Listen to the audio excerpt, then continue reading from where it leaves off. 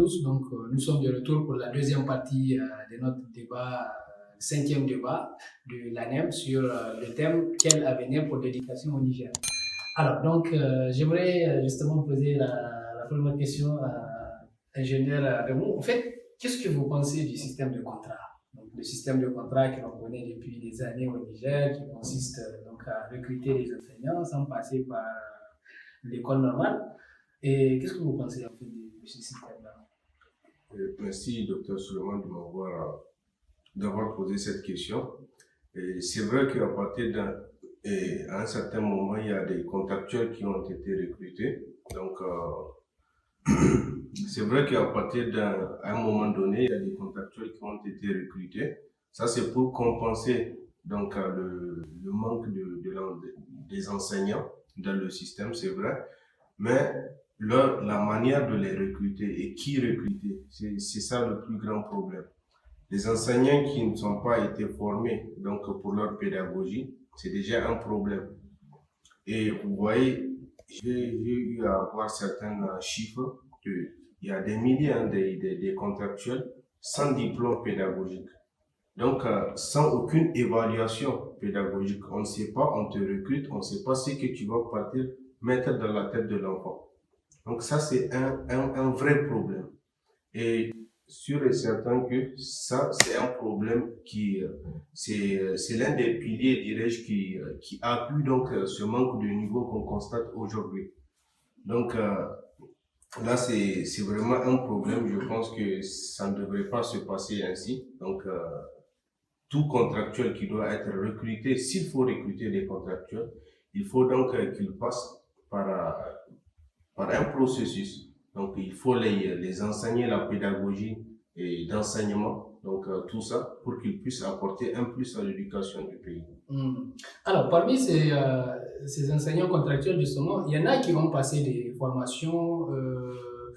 Les formations que je connaisse, je pense que peut-être trois types. Il y en a qui ont passé des formations de 3-4 mois, de quelques mois. Il y en a qui ont passé des formations de 40 jours. J'ai même eu écho des enseignants qui ont dû passer des formations de 3 jours peut-être. Donc je ne sais pas ce que l'ingénieur Moumouni pense, lui, de ce système de contrat. Donc merci Dr. Suleiman de m'avoir passé la parole. Moi, ce que je pense du système de contrat, tantôt comme Adam vient de le dire, c'est une bonne chose afin de compenser le manque d'enseignants qu'on sait qu'il y a dans le système éducatif. Mais il ne faudrait pas qu'on essaie de compenser ce manque-là sans aucun... En quelque sorte, on recrute en masse, sans aucun contrôle avant de recruter et sans aucune formation derrière. Est-ce que vous voyez? Et à mon avis, je pense qu'on ne peut pas former un enseignant pour 3 jours, voire 2-3 mois. Et après, on pense qu'il va fournir un bon résultat. Pourquoi? Parce que quand vous prenez... Par exemple, quelqu'un qui a suivi près de 15 ans d'études, quand il va retourner, il ne peut pas aller directement enseigner des enfants. Il faut qu'il passe par un processus afin qu'on le mette dans le moule de pouvoir donner cet art-là qui est l'enseignement. Alors, justement, par rapport à cette question de formation, donc, est-ce que vous pensez que... donc la question vous revient justement, est-ce que vous pensez que la formation de ces enseignants doit nécessairement passer par les écoles normales? À mon avis, déjà vu que les écoles normales, c'est le premier recours au Niger, c'est les premières écoles qui forment les enseignants, il faut donner, peut-être ouvrir plus d'écoles normales afin d'élargir, si on peut le dire, les centres de formation. Pourquoi on a assisté à des formations de 3-4 jours? C'est justement par manque d'écoles normales qui vont former ces enseignants-là. Comme on a un manque d'écoles, donc on a procédé à faire des formations de 3 jours afin de libérer des places. Est-ce que vous voyez? Je pense qu'il faudrait donner aux écoles normales et en plus de cela, peut-être essayer de trouver d'autres solutions, perspectives, d'autres écoles à côté, même si elles ne sont pas normales, mais qui vont dans le même sens. Voilà, justement, donc, ce que l'on constate en fait par rapport à cette question de contrat, c'est surtout l'aspect l'aspect quantité en fait qui a été beaucoup plus mis en valeur, quantité et rapidité en fait. On voulait avoir des enseignants, beaucoup d'enseignants pour combler ce vide-là. Donc il fallait justement recruter très vite, sans passer par les écoles normales qui prennent du temps. Donc pour pouvoir combler ce vide-là, malheureusement la qualité a été oubliée, si on peut le dire. Et on espère justement parmi les solutions à proposer, on espère que cette qualité-là va revenir. Donc j'aimerais continuer sur la question il y a une question en fait très importante qui nous interpelle depuis un certain temps, parce qu'on est en train de constater que les écoles privées et les instituts en fait sont en train de prendre le dessus sur les écoles publiques aujourd'hui au Niger. Presque tout le monde en fait ne veut plus envoyer son enfant en école publique dû justement à tous les problèmes qu'on a évoqués, baisse des niveaux, manque de qualité, tout ce qu'on veut. Et qu'est-ce que vous pensez de ce boom qu'il y a eu en fait pour la création des écoles et instituts privés? Merci, docteur Suleiman, pour la question. Et c'est bien normal qu'il y aura ce boom-là des écoles privées, parce que déjà, suite au problème qu'on a évoqué, les écoles publiques, ça ne va pas. Donc, pour tout parent conscient, il faut qu'il trouve une alternative à son enfant. Donc, même s'il n'a pas l'argent, il faut qu'il puisse concocter et amener son enfant dans une école publique et privée, donc pour qu'il puisse bénéficier d'une éducation.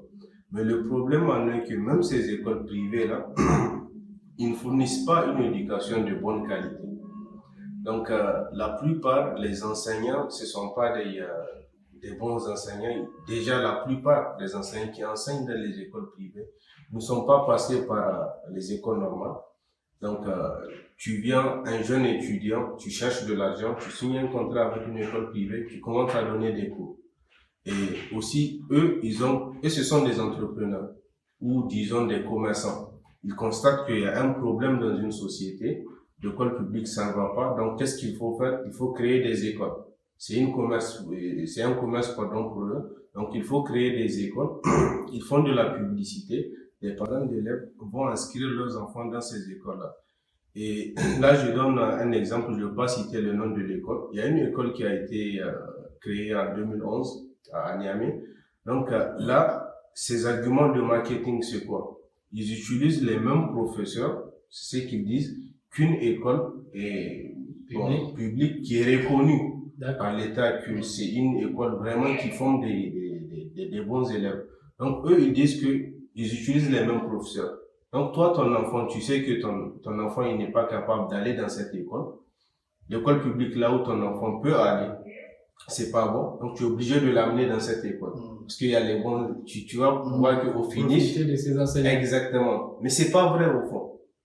Vous voyez? D'accord, donc c'était une publicité mensongère. Voilà, c'était une publicité mensongère. Et vraiment, c'est un problème récurrent actuellement. Parce que même dans le supérieur, il y a ces écoles-là. C'est à tous les niveaux aujourd'hui, c'est à tous les niveaux, depuis le primaire, secondaire, jusqu'au supérieur, en fait, il y a vraiment un boom extraordinaire. Et moi, ce qui m'interpelle le plus, c'est la qualité. Parce qu'aujourd'hui, les gens optent pour ces écoles pour la qualité, en fait. Mais est-ce qu'il y a la qualité? Est-ce que vous pensez que cette qualité y est, en fait? Bon, pour rebondir par rapport à ça, effectivement, moi, je pense que il n'y a pas, c'est pas vraiment une qualité qu'il y a qui fait en sorte qu'il y a eu ce boom-là. Pour amener les enfants dans les écoles privées. Moi, je pense que c'est un complot, si je peux le dire, des professeurs qui essaient de se regrouper, parce que c'est les mêmes professeurs de quoi qui créent ces écoles privées-là. Est-ce que vous constatez le problème? Donc, aujourd'hui, malheureusement, l'enseignement, il a été transformé en un travail de gagne-pain et non un travail que la personne fait par passion. Parce que ces enseignants-là, si vous dites que vous vous rassemblez pour créer une école privée, avec que vous êtes des enseignants de ces écoles publiques-là, donc vous lâchez les enfants et vous les obligez à payer des sommes vraiment colossales. Deux fois, on menace les enfants à leur dire que si vous donnez pas, vous faites pas, par exemple, des cours privés ou bien des choses du genre, vous n'allez pas avoir la moyenne, juste pour essayer d'avoir plus de clientèle. Est-ce que vous voyez?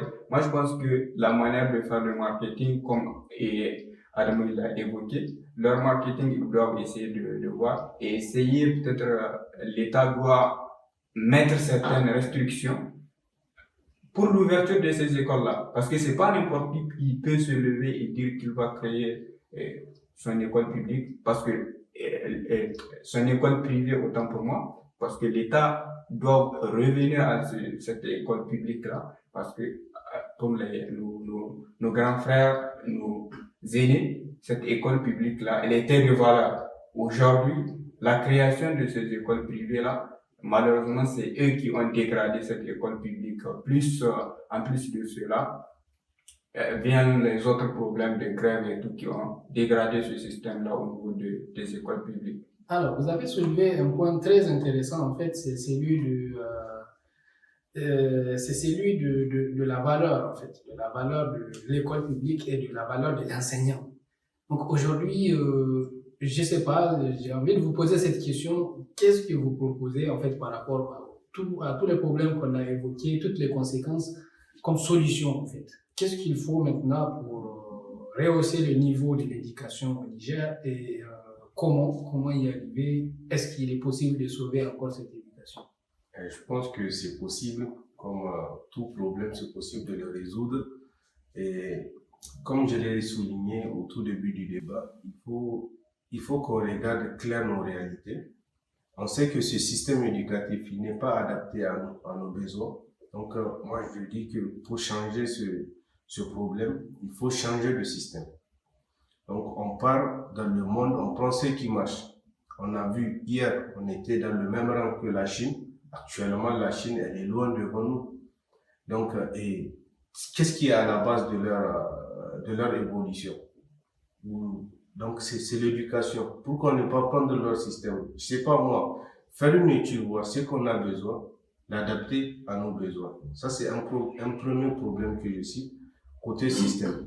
Et aussi, ce que je propose actuellement, déjà au tout début, je parle du système éducatif en général, partout dans le monde. Lorsqu'on l'avait créé, ce sont des gens, ils ont créé le système, point par point, ils ont bien réfléchi là-dessus. Mais là, actuellement, on a une nouvelle science qu'on appelle neuroscience.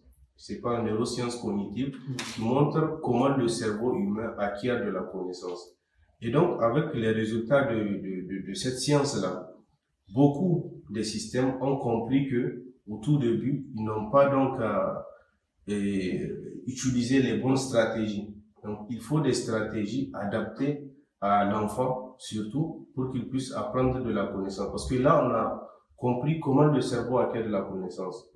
Là, il y a certains pays qui l'utilisent. En France, il y a une certaine partie qui l'utilise avec une dame là, Céline Alvarez.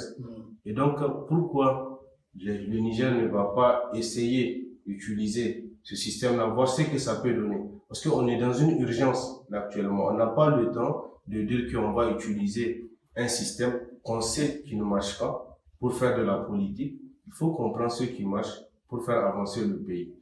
Donc, ça, c'est un deuxième problème que je cite et que je propose, pardon. Deuxième solution que je propose. Il y a aussi un autre point. Donc, là, j'indexe nous les jeunes qui ont su donc bénéficier du peu de l'éducation. Donc là, on a pris conscience de l'envergure de l'éducation.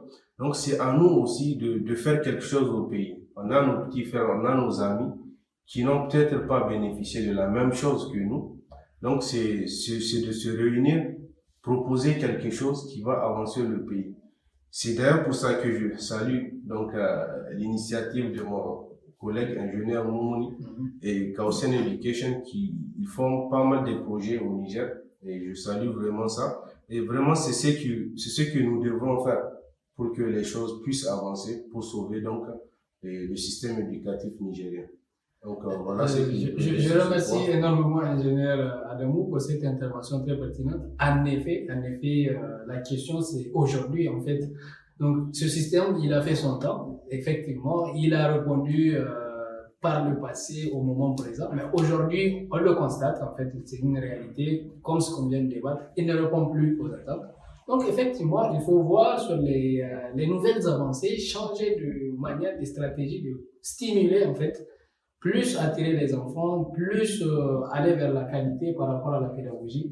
Mais on va un entendre. dernier point. D'accord, Un dernier très point rapidement. Après, on va entendre d'accord. l'ingénieur Moumine. Et aussi, je tiens à souligner que lorsqu'on gère un système, c'est comme si un système éducatif, puisqu'on parle de ça, et on est affaire à des gens qui apprennent, à des enseignants donc qui enseignent des choses et des gens au niveau du ministère et, qui gèrent tout ça. Donc, on est comme dans une entreprise. Donc, il faut être rétroactif. Il faut une synergie entre tous les acteurs donc de l'éducation. C'est l'État, ceux qui désignent donc les gens qui contrôlent tout ce qui est système éducatif. C'est les parents d'élèves, c'est les enseignants. Donc, il faut vraiment que le ministère puisse créer une certaine synergie entre tous ces acteurs-là autour des apprenants pour pouvoir créer des choses. Parce que il faut être rétroactif.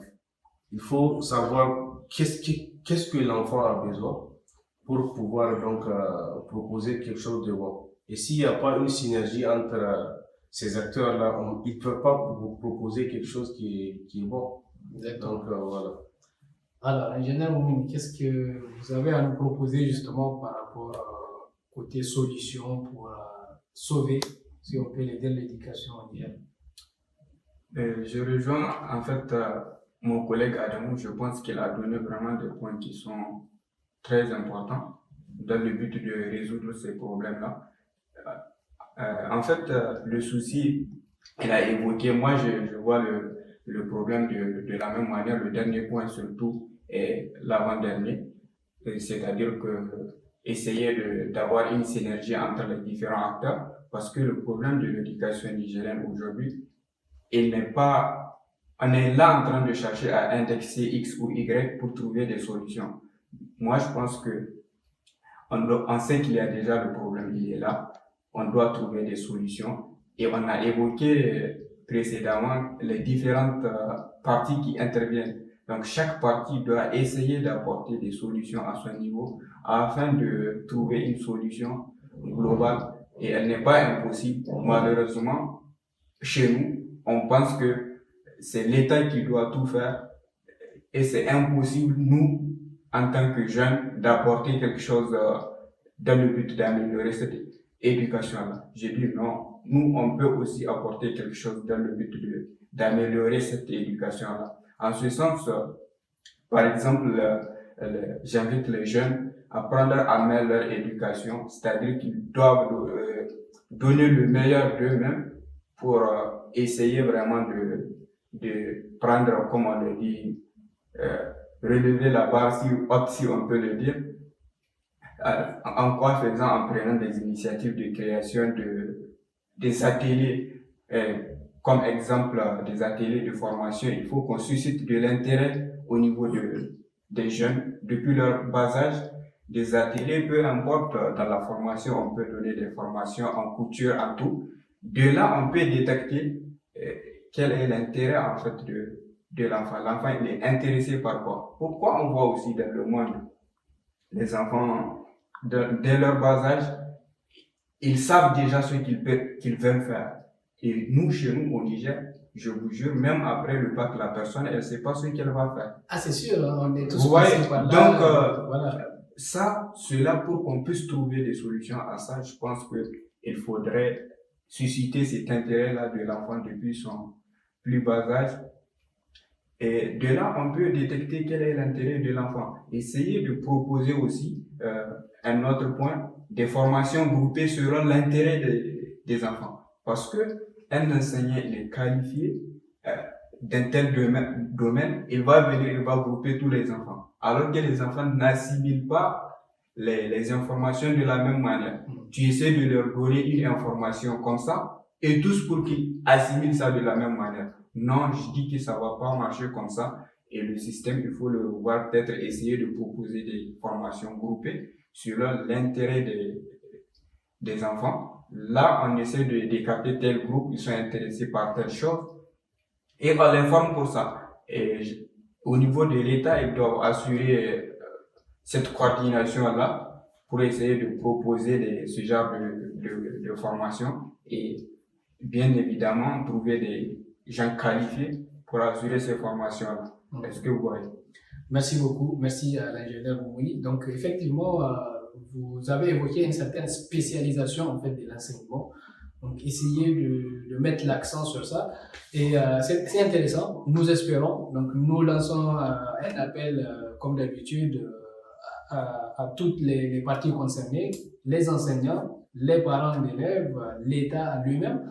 Donc, de revoir cette situation, de revoir ce système qui a besoin nécessairement d'actualisation. On le sent aujourd'hui, c'est une nécessité. Donc, ce système a besoin d'évoluer pour répondre au mieux, en fait, aux besoins de l'éducation aujourd'hui au Niger.